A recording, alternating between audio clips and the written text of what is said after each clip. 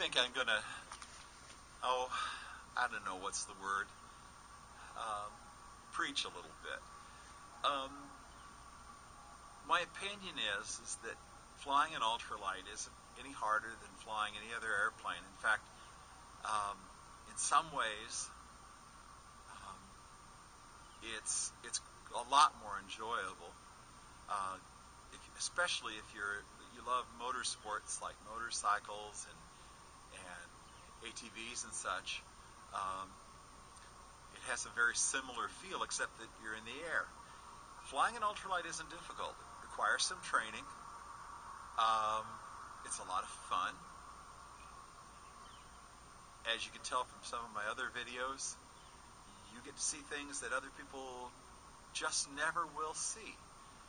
So if this looks interesting, go on the Experimental Aircraft Association website and look for the local EAA club. If that club has an ultralight chapter, that's all the better. But if not, the guys in EAA clubs are very understanding of all different facets of flying, and most of them are very accepting of ultralights, because in many ways an ultralight is simply a very light experimental aircraft. It just doesn't require the same licensing, and it doesn't have the same level of regulation. What it does, though, is it forces you to be a whole lot more responsible for yourself. I fly a 1984 Starflight, beautiful old airplane, but a very similar airplane that's available now is the Quicksilver.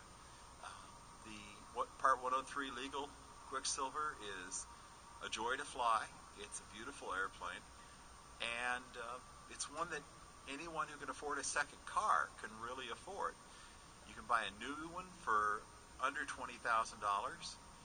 You can buy a used Quicksilver for between $3,000 and $10,000. If you're very fortunate, you'll find a used Quicksilver on the low end with a used but rebuilt engine. I bought this with 35 hours from the time of rebuild, and I'm now at 155 hours, so that's 120 hours of nearly perfect operation.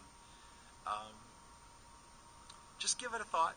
Think about how much fun it's been watching these videos, and take some time to check out what's available through the Experimental Aircraft Association. I think that anybody who really wants to can learn to fly. And if you're like me, if as a child you dreamed of flying by just spreading your arms, this will fill some empty spot in your soul that nothing else fills. God bless you, and have a great, great day.